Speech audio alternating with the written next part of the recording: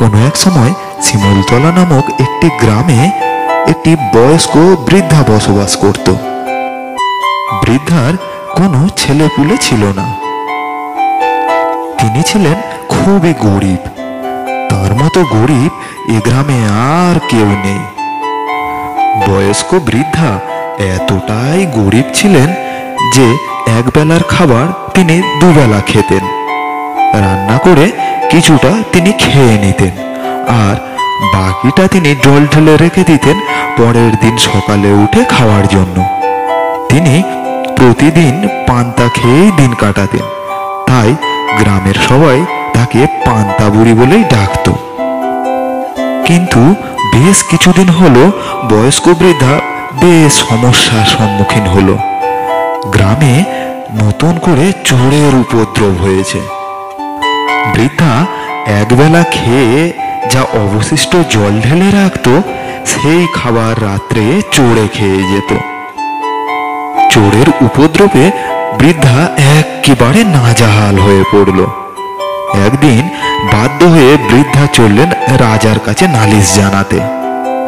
বয়স্ক বৃদ্ধা লাঠি ঠুকে ঠুকে গ্রামের পথ দিয়ে হাঁটতে লাগলেন। গ্রামের পথ দিয়ে হাঁটতে হাঁটতে রাস্তার পাশে একটা পুকুরে একটি মাছ বৃদ্ধাকে প্রশ্ন করল, বুড়ি বুড়ি, কোথায় চললে এত ব্যস্ত হয়ে? চোরে আমার প্রতিদিন পান্তা খেয়ে নেয় যে, তাই আমি রাজার কাছে নালিশ জানাতে যাচ্ছি। বেশ বেশ, যাওয়ার সময় আমাকে নিয়ে যেও। আচ্ছা ঠিক আছে, তাই হবে, আমি এখন আসি। এই বলে বুড়ি সেখান থেকে আবার রাজপ্রাসাদের উদ্দেশ্যে হাঁটতে লাগলো। হাঁটতে হাঁটতে বয়স্ক বুড়ি দেখতে পেল রাস্তার মাঝে একটি বেল পড়ে আছে। বেল তখন বুড়িকে বলল, বুড়ি বুড়ি, এত ব্যস্ত হয়ে হন্তদন্ত হয়ে চললে কোথায়? চোরে প্রতিদিন আমার পান্তা খেয়ে নেয় যে, তাই আমি রাজার কাছে নালিশ জানাতে যাচ্ছি। তা বেশ বেশ, বাড়ি ফেরার সময় আমাকে সঙ্গে নিয়ে যেও। আচ্ছা ঠিক আছে, তাই হবে, আমি এখন আসি। এরপরে বুড়ি আবার পথ চলতে লাগলো রাজপ্রাসাদের উদ্দেশ্যে। ঠক ঠক করে লাঠি ঠুকে ঠুকে বুড়ি চলতে লাগলো। কিছু দূর যাওয়ার পরে বুড়ির সাথে দেখা হলো একটি ছোঁচের। ছোঁচটি রাস্তার উপরে পড়ে রয়েছে। তখন সেই ছোঁচটি বুড়িকে উদ্দেশ্য করে বলল, বুড়ি বুড়ি, কোথায় চললে এত ব্যস্ত হয়ে? আমি যেখানেই যাই না, সব কৈফিয়ত কি তোদের দিতে হবে? চোরে প্রতিদিন আমার পান্তা খেয়ে নেয় যে, তাই আমি রাজার কাছে যাচ্ছি নালিশ জানাতে। তাতে তোদের কি রে?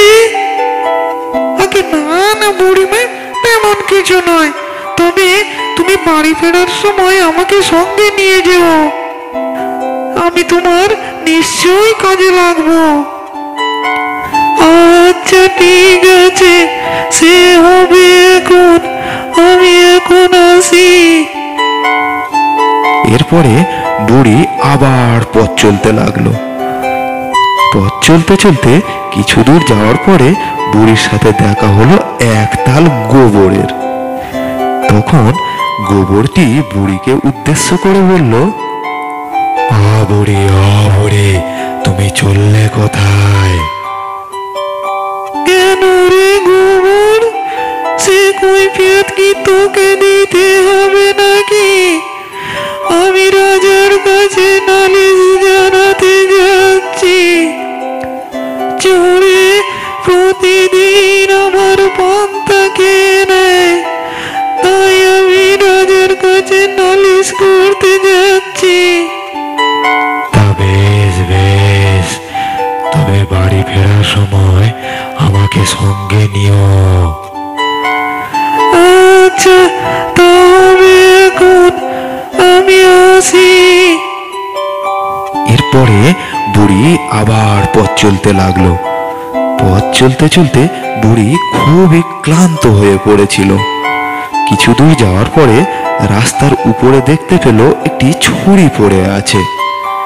তখন ছুরি বুড়িকে উদ্দেশ্য করে বলল, ও বুড়ি, ও বুড়ি, কোথায় চললে এত হন্তদন্ত হয়ে?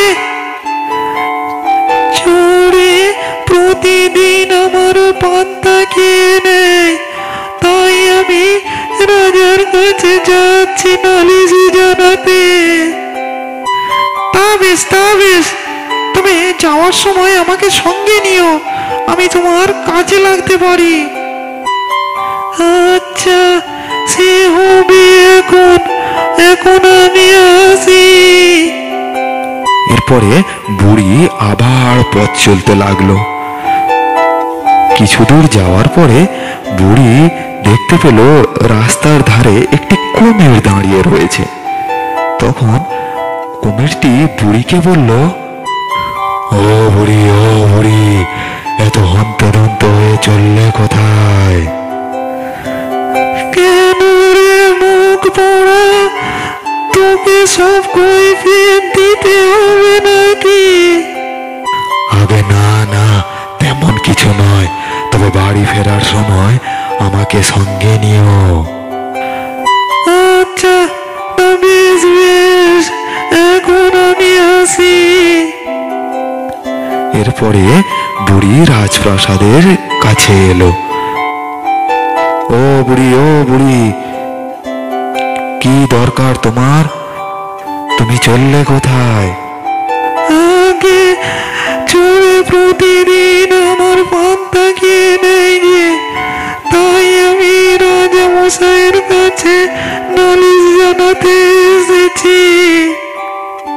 আরে, রাজা মশাই তো এখন প্রাসাদে নেই, তিনি তো শিকারে বেরিয়েছেন। তা তুমি কার কাছে নালিশ জানাবে এখন? ও মা, রাজা মশাই শিকারে বেরিয়েছেন, আর কপালেতে নেই ঘি, আর ঢকঢকালে হবে বাকি। যাই, বাড়ির দিকে ফিরে যাই। এরপরে বুড়ি বাড়ির দিকে ফিরতে লাগলো। বাড়ির পথে ফিরতে ফিরতে বুড়ি রাস্তার সাথে দেখা হওয়া কুমির, ছুরি, গোবর, বেল এবং মাছকে সঙ্গে নিল। ও বুড়ি, বুড়ি, আমি এই ঘাটেই থাকি।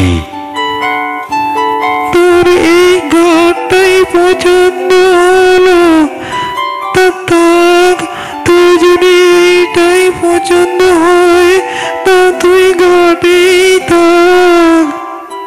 বুড়ি কুমিরকে ঘাটে রেখে বাড়ির দিকে চলল।